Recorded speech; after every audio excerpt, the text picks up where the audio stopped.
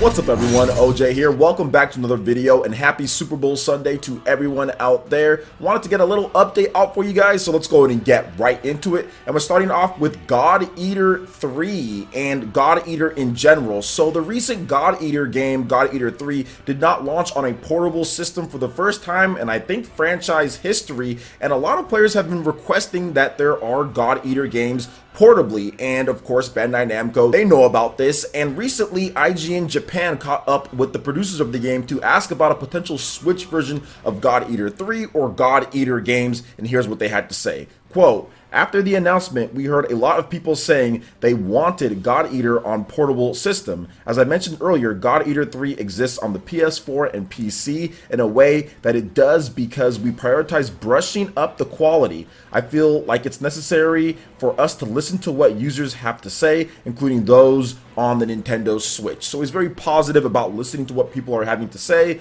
and saying that, yeah, people do want to be able to play God Eater portably and anywhere that they want because the franchise has always been that style of game. Now here's what God Eater 3 producer Yuya Tomiyama had to say as well. Quote, "There are plenty of people who can't use their TVs to play games when they're at home, and we're consistently having requests from those people come in. So we're cognizant of it to be sure." So God Eater is one of those franchises that has never appeared on a Nintendo system before, but like many other Japanese RPGs that have never appeared on a Nintendo system, there's a first time for everything. We saw it with Valkyria Chronicles 4, we saw it with Ys 8 Lacrimosa of Dana, or at least it's been a while since that one, but you guys know what I mean. And I think God Eater is going to be the next trend when it comes to that, because we're seeing a lot of Japanese style games that have never appeared on Nintendo systems all of a sudden get put on the Nintendo Switch. Naruto Ultimate Ninja Storm, that line of games was never on a Nintendo system, and now we do have it. So we should see God Eater and other types of Japanese titles come over, and I think that with God Eater, it's one of these games that where you play it like it's grindy, right? It's like a more RPG of Monster Hunter, and it's super grindy, and people want to be able to play anywhere that they want, so it makes sense, especially in Japan. So what do you guys think about God Eater 3 and other God Eater games potentially coming over to the Switch? Let me know your thoughts in the comment section below. Alright, now according to a new Datamined, it does seem like Realm Royale will be coming over to the Nintendo Switch. So Hi-Rez Studios, these are the developers behind Paladins and Smite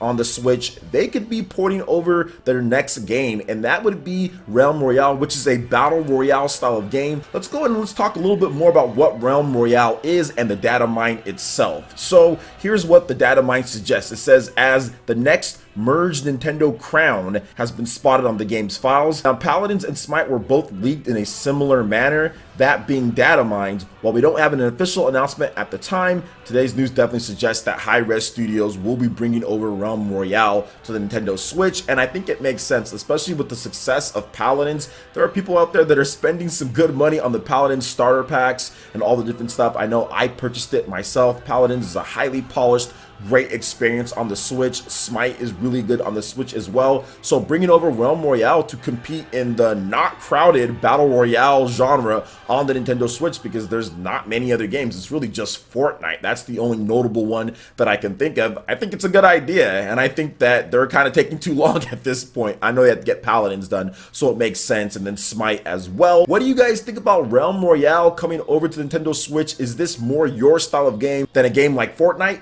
Let me know your thoughts in the comment section below. Alright, and moving on to the next topic here, Crash Team Racing Nitro-Fueled. We've got the Nintendo Switch box art, we got a release date reconfirmed, and pre-orders are open, because there was some thoughts out there, and there were some videos that I did see saying potentially that the Switch version of Crash Team Racing Nitro-Fueled would be delayed, but that is not the case here. And if you go on Amazon, GameStop, and even Amazon UK, you can see the pre-orders there. Everything is ready to go, and just like the other versions of the game, Crash Team Racing Nitro-Fueled is coming to the Switch on June 21st, as previously announced. Plus there's the box art, and there's the first, which is seemingly Switch screenshots of the game. It's actually looking pretty good, and I actually talked with my dude Jordan Fringe, who's on our podcast. Remember guys, every Thursday around 5 p.m. PT, that is 8 p.m. Eastern time. Jordan Fringe actually let us know that Crash Bandicoot on the Switch has sold over 1 million units. So I don't think they would miss trying to get this game at launch, because I think that that's probably going to be one of the big sellers for them, them is the Switch platform. Out of the three, I wouldn't be surprised if the Switch version is the top selling version or right there with the PlayStation 4 version of the game. So it makes sense to make sure that you can get it out